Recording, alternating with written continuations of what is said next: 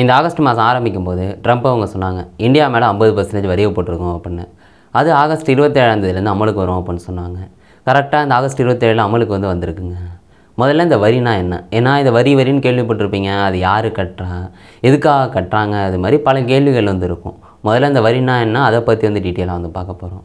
அடுத்த இப்போ 50% வரி போட்டிருக்காங்க. இதனால் இந்தியாவிலேருந்து பல பொருள்கள் ஏற்றுமதி பண்ணிக்கிட்டு இருக்கோம். கிட்டத்தட்ட 18% பொருள் நம்ம இந்தியாவிலேருந்து ஏற்றுமதி பண்ணுறதுலேயே அமெரிக்காவுக்கு தான் அதிகம் ஏற்றுமதி பண்ணுறோம். அதனால் 50% வரி போட்டிருக்கிறதுனால இந்தியாவுக்கு பாதிப்பு ஏற்படுது. அது என்னங்கிறதையும் பார்க்க போகிறோம். அதை தாண்டி பார்த்துட்டிங்கன்னா இன்னும் சில விஷயங்கள், இந்த கொத்தவரங்காயெல்லாம் அந்தளவுக்கு ஏற்றுமதி பண்ணிகிட்ருக்கோம். அதெல்லாம் கேட்டிங்கன்னா ரொம்ப இன்ட்ரெஸ்டிங்காக இருக்கும். எப்போ நம்ம சாதாரணமாக பார்க்குற இந்த கொத்தவரங்காயில் இவ்வளோ பெரிய விஷயம் இருக்கா அப்படின்னு.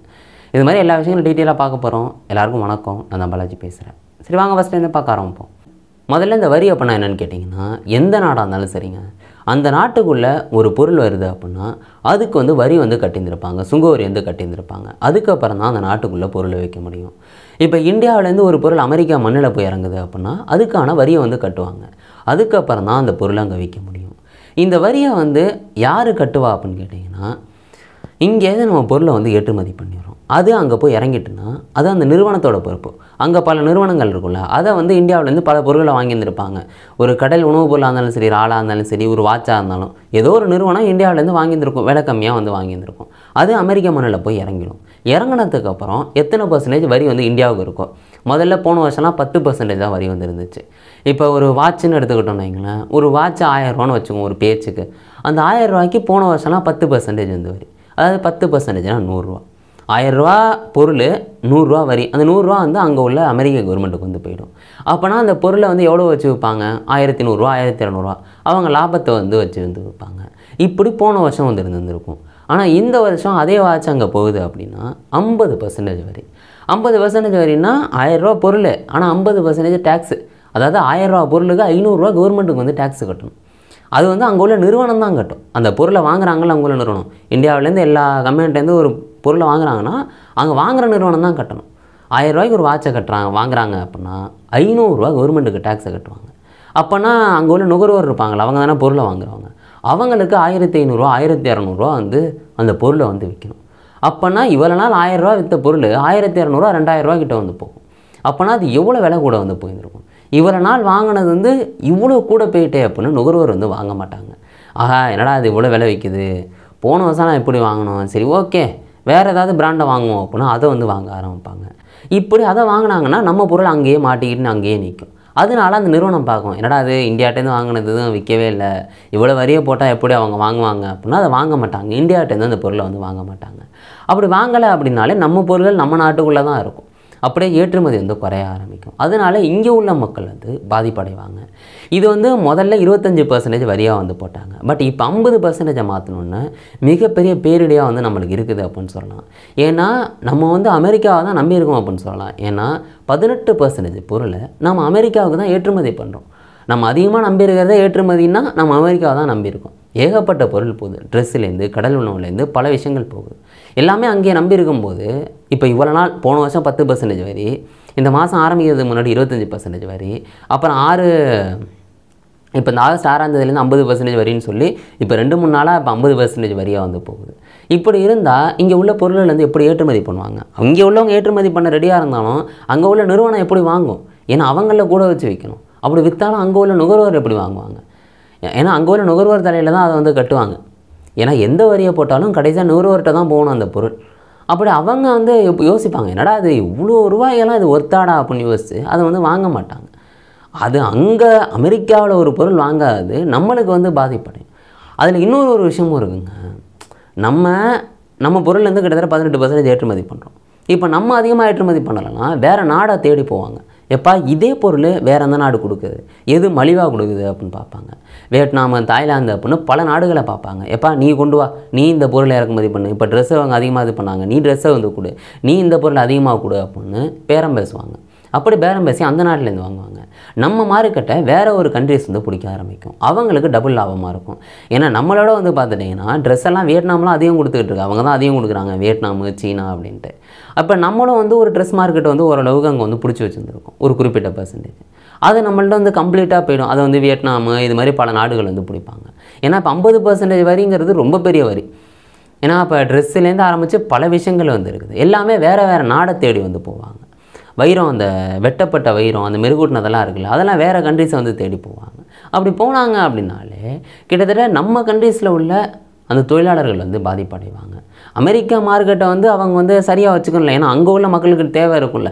எந்த பொருள் எடுத்துக்கிட்டாலும் இங்கே இந்தியாவிலேருந்து இவ்வளோ நாள் இறக்குமதி பண்ண பொருள் இப்போ அங்கே கம்ப்ளீட்டாக இல்லை. அங்கே ஒரு வெற்றிடம் இருக்கும். அதை வேறு நாடு வந்து பூர்த்தி பண்ணிக்கிட்டே வந்து இருந்துக்கிட்டு இருக்குங்க. இந்த வரியை ஏண்டா போடணும் அப்படிங்கிற மிகப்பெரிய கேள்வி வரும். இது அமெரிக்கா மட்டும் கிடையாதுங்க. எந்த கண்ட்ரிஸ் எடுத்துக்கிட்டாலும் அந்த நாட்டுக்குள்ளே ஒரு பொருள் வருது அப்படின்னா அதுக்குன்னு ஒரு வரியை வந்து போடுவாங்க. அது அந்தந்த நாடு தான் வந்து முடிவு பண்ணும். நம்ம ஒரு வரியை முடிவு பண்ணி வச்சுருப்போம், இன்னொரு நாடு வந்து முடிவு பண்ணி வச்சுருப்போம். அது மாதிரி அமெரிக்காலாம் வந்து போன வருஷம் வந்து நம்ம இந்தியாவுக்கு 10% வரி தான் போட்டுக்கிட்டு இருந்தாங்க.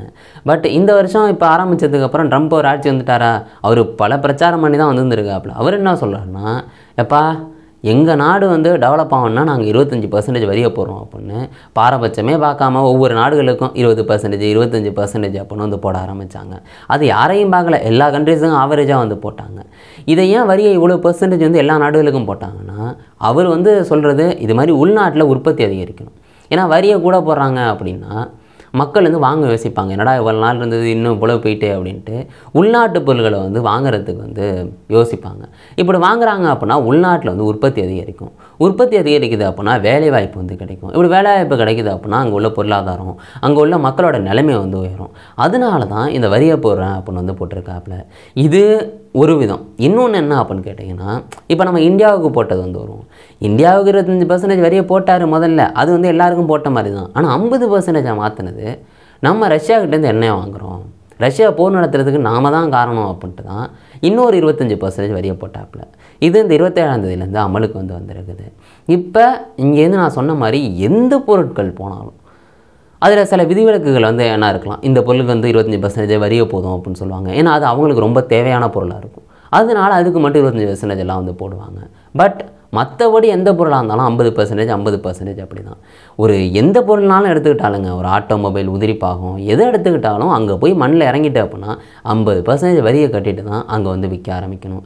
இதில் இன்னொரு விதமான பொருள்கள் இருக்குது.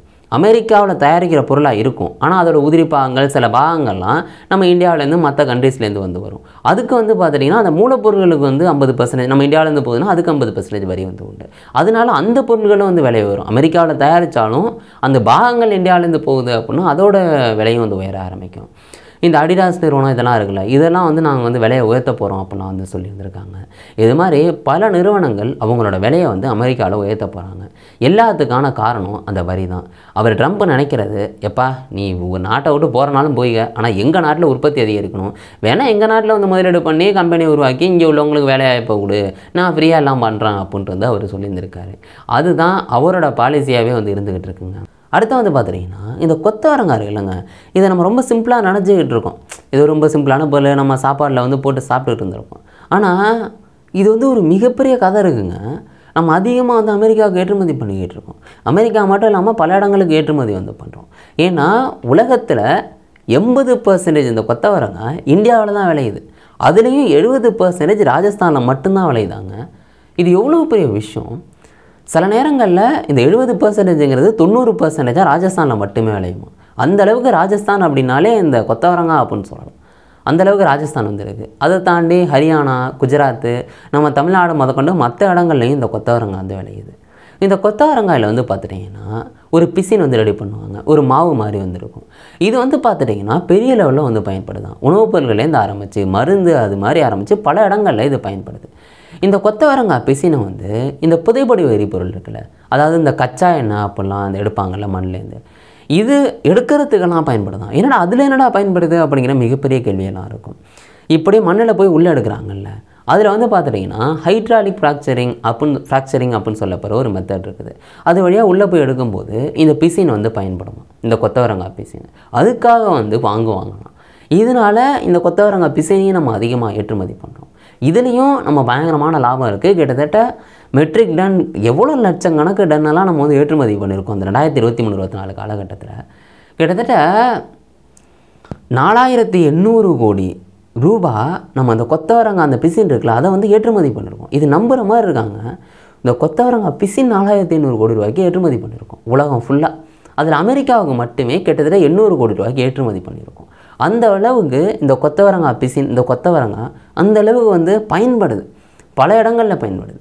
பட் நம்மளுக்கு நார்மலாக குழம்புல போட்டு சாப்பிட்ற இல்லாட்டி கொத்தவரங்காய் வத்தலை சாப்பிட்ற ஒரு விஷயமாக தான் அதை நம்ம பயன்படுத்திக்கிட்டு இருக்கோம். பட் அது எந்த அளவுக்கு பெரிய மார்க்கெட்டாக நம்மளுக்கு இருந்துக்கிட்டு இருக்கு பாருங்களேன்.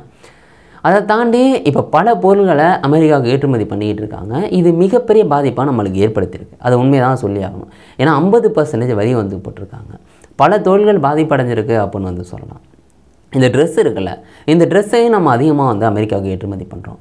18% இந்த ட்ரெஸ் எல்லாம் அதிகமாக ஏற்றுமதி பண்ணுறோம். இப்படி இந்த ஏற்றுமதி பண்ணுற ட்ரெஸ்ஸு வந்து இருக்குது இல்லைங்க, நம்மளை விட அதிகமாக வியட்நாமு, சீனா அப்படிலாம் ஏற்றுமதி பண்ணுறாங்க. இப்போ நம்மளோட விஷயம் ஸ்டாப் ஆகிட்டு அப்படின்னா அவங்க இன்னும் அதிகமாக ஏற்றுமதி பண்ணுவாங்க.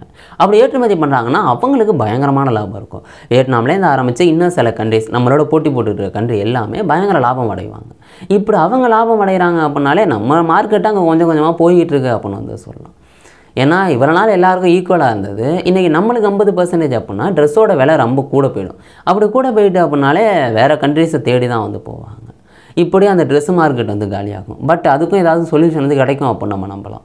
ரெண்டாவது வந்து பார்த்துட்டிங்கன்னா இந்த கடல் உணவுகள் வந்து இருக்குதுல்ல, இந்த இறால் அப்படிங்கிற இறால்லாம் அந்தளவு வந்து ஏற்றுமதி பண்ணிக்கிட்டு இருக்கோம். 10000 கோடி வந்து பாதிப்படையுது இப்போ நம்ம ஏற்றுமதி பண்ணலை அப்படின்னா. இப்படி இது வந்து பாதிப்படையுது கடல் உணவுகள். அதை தாண்டி இந்த வைரம் இருக்குங்க, இந்த சூரத்து இது மாதிரி இடங்கள்லாம் அதிகமாக இந்த வைர வியாபாரிகள் வந்து இருக்காங்க. இந்த வெட்டப்பட்ட வைரங்கள்லாம் இருக்குல்ல, அதை மெருகூட்டுறது, இது மாதிரி பல விஷயங்கள் வந்து பண்ணிக்கிட்டு இருக்காங்க. இந்த தொழிலை நம்பி அந்த சூரத்துலாம் லட்சக்கணக்கான மக்கள் வந்து இருந்துக்கிட்டு இருக்காங்க. இப்படிப்பட்ட மக்களுக்கு மிகப்பெரிய பேரிடி அப்படின்னு வந்து சொல்லலாம். ஏன்னா இப்போ 50% வரியாக வந்து மாறுது. இப்படி இது மாறணுன்னு இந்த மெருகூட்டப்பட்ட வைரம் அங்கே இறக்குமதி பண்ண மாட்டாங்க. அதனால மிகப்பெரிய பாதிப்பை இந்த வைர வியாபாரிகள்லாம் வந்து அடைஞ்சிக்கிட்டு இருக்காங்க. அங்கே உள்ள தொழிலாளர்களும் வந்து அடைஞ்சிக்கிட்டு இருக்காங்க. இதெல்லாம் நம்ப முடியாத ஒரு விஷயமா இருக்குது. ஏன்னா அவங்களோட வாழ்க்கையே அதை நம்பி மட்டும்தான் வந்து இருந்துக்கிட்டு இருக்குதுங்க. இதெல்லாம் வந்து பல விஷயங்கள் வந்து என்னால் வந்து வாசிக்க முடிஞ்சது. அதை தாண்டி நகைகள், ரத்தினக்கல் அப்படின்னு பல விஷயங்கள் இதை வந்து மற்ற கண்ட்ரிஸை வந்து தேடி போயிடுவாங்க. ஏன்னா மற்ற கண்ட்ரிஸ் கொடுக்க தயாராக இருக்காங்க. ஏன்னா அவங்களுக்கு லாபம் வந்து கிடைக்கணும். அதனால் நம்மளோட மார்க்கெட்டை பிடிக்க அவங்க ரெடியாக வந்து இருந்துக்கிட்டு இருப்பாங்க. அடுத்த அந்த ஆட்டோமொபைல் உதிரி பாகங்கள் இது வந்து நம்ம இந்தியாவிலேருந்து போகிறது வந்து பாதிப்படையும். இது மாதிரி பல பொருட்கள் வந்து பாதிப்படைஞ்சிருக்கு. 10000 கோடிகள்லேருந்து பாதிப்புலையும் ரிஸ்க்லையும் வந்து இருந்துக்கிட்டு இருக்கு அப்படின்னு சொல்லலாம். இது பேச்சுவார்த்தையில் வந்து சொல்யூஷன் ஏற்படலாம். அப்படி இல்லைனாலும் ட்ரம்ப் வந்து ஆட்சியை விட்டு போகிறாரு அப்படின்னா இது கண்டிப்பாக நார்மலுக்கு வந்து வந்துடும். அப்போ வந்து நம்ம அமெரிக்காவுக்கு மறுபடியும் ஏற்றுமதி பண்ணாலும் இப்போ அது வரைக்கும் அந்த சொல்யூஷன் ஏற்படுற வரைக்கும் நம்ம வேறு ஏதாவது ஒரு சொல்யூஷன் வந்து பார்த்து தான் ஆகணும். ஏதாவது ஒரு வழி கண்டுபிடிச்சி தான் ஆகணும். என்றைக்குமே அமெரிக்கா வந்து நம்பியிருக்க முடியாதுல்ல. ஏன்னா நம்ம 18% பொருள் ஏற்றுமதி பண்ணுறோன்னு சொல்கிறேன். கிட்டத்தட்ட அதிகமாக நம்ம அமெரிக்காவுக்கு தான் ஏற்றுமதி பண்ணுறோம். என்றைக்கோ ஒரு நாள் அவங்க மறுபடியும் இதே வரியை வந்து இப்போ மறுபடியும் குறைச்சிட்டு மறுபடியும் ஏற்றுனாங்கனாலும் நம்மளுக்கு தானே ஆபத்து. வேறு சொல்யூஷன் வேறு பாதையை கண்டுபிடிச்சிட்டோம் அப்படின்னா நீ வரியை போகிறனா போட்டுக்க, நம்மளுக்கு ஒரு பாதை இருக்குது அப்படின்னு தைரியமாக வந்து நம்ம நடக்கலாம். அதுக்கு வந்து கண்டிப்பாக இப்போ யோசிக்கிட்டு இருப்பாங்க என்ன பண்ணலாம், வேறு நாடுக்கு எப்படி ஏற்றுமதி பண்ணலாம் அப்படின்னு பல விஷயங்களை வந்து யோசிக்கிட்டு இருப்பாங்க இந்தியன் கவர்மெண்ட்டு. ஆனால் இப்போ பாதிப்பு அடைஞ்சிக்கிட்டு தான் இருக்குது இந்த பொருட்கள். 50%னா நம்ம நினைக்கிற மாதிரி சிம்பிளான விஷயம்லாம் கிடையாதுங்க. ஒவ்வொரு பொருளுக்கும் 50% வரி. நம்ம ஒரு 1000 ரூபாய்க்கு பொருள் அனுப்புகிறோன்னா 500 ரூபா வரி அப்படின்னா நினச்சி பார்க்க முடியுதாங்க. அதை சீனாவுக்கு அது மாதிரி தாங்க வரியை போட்டாங்க. கிட்டத்தட்ட 100%, 150% வரியெல்லாம் வந்து போட்டுருந்துருக்காங்க. அப்போ சீனா என்ன பண்ணுச்சுன்னா ஏற்றுமதி அப்படியே ஸ்டாப் பண்ணிட்டு அமெரிக்காவுக்கு நாங்களாம் ஏற்றுமதி பண்ண முடியாது அப்படின்ட்டு. அதுக்கப்புறம் அமெரிக்காவுக்கு அது பேரிடியாக இருந்துச்சு. ஏன் அது இடியாக இருந்துச்சு அப்படின்னா நம்ம இந்தியாவை விட கிட்டத்தட்ட பல மடங்கு வந்து அதிகமாக அமெரிக்காவுக்கு சைனா வந்து ஏற்றுமதி பண்ணுது. பொம்மையிலேருந்து ட்ரெஸ்லேருந்து பல விஷயங்கள் ஏற்றுமதி பண்ணுது. இப்படி அவங்க ஸ்டாப் பண்ணோன்னே அந்த மார்க்கெட்டை பிடிக்கிறோன்னா சின்ன விஷயம் கிடையாது. ஏன்னா அவ்வளோ கோடிங்க, அது வார்த்தைனால சொல்ல முடியாது. அப்படிப்பட்டது மிகப்பெரிய பேரிடியாக இருந்துச்சு. அந்த கேப்பை வந்து அமெரிக்கானால் பூர்த்தி பண்ண முடியாமல் போணுச்சு. அதனால் அமெரிக்கா என்ன பண்ணாங்கன்னா அந்த வரியை குறைக்க ஆரம்பித்தாங்க. இப்போ டீலில் வந்து ஓடிக்கிட்டு இருந்திருக்கு. வரியெல்லாம் இப்போ குறைச்சி நார்மலாக போயிட்டு இருக்குன்னு கூட வந்து சொல்லலாம். பட் இப்போ வந்து ஒரு நம்ம இந்தியாவுக்கு வந்து 50% ஏன் வரியை போட்டாங்க? நீ வந்து ரஷ்யாக்கிட்டேருந்து எண்ணெயை வாங்குற, அதனால உக்ரைனில் போர் நடக்குது, அதனால தான் உனக்கு 25% எக்ஸ்ட்ரா 50% அப்படின்னு வந்து போட்டாங்க. ஆனால் நம்மளோட எண்ணெய் சீனா தான் அதிகமாக வாங்குனுச்சு. ஏன் அவங்க மேலே வரியை போடலை? ஏன்னா நான் சொன்ன மாதிரி அது மிகப்பெரிய மார்க்கெட்டு. அதை வேணாம் நிப்பாட்டிட்டா அப்போ அமெரிக்கா தான் ஆபத்தில் வந்து நிற்கும். அதனால தான் சீனா மேலே கையை வைக்காமல் நம்ம மேலே இந்தியா மேலே கையை வச்சுருந்துருக்காங்க. பட் ஏதோ சொல்யூஷன் ஏற்படும்னு பார்த்தா இப்போ 50% வரையும் ஆக்டிவேட் வந்து ஆகிட்டு என்ன சொல்கிறது அப்படின்னு தெரியல. எல்லா விஷயங்களும் கவர் பண்ணியிருந்திருப்பேன் அப்படின்னு நம்புகிறேன். இதை பற்றி நீங்கள் என்ன நினைக்கிறீங்க? உங்கள் மனசுக்கு என்ன தோணுதோ அதை கீழே கமெண்ட் பண்ணுங்க. நாளைக்கு இன்னொரு வீடியோவில் நான் உங்களை சந்திக்கிறேன். Bye guys.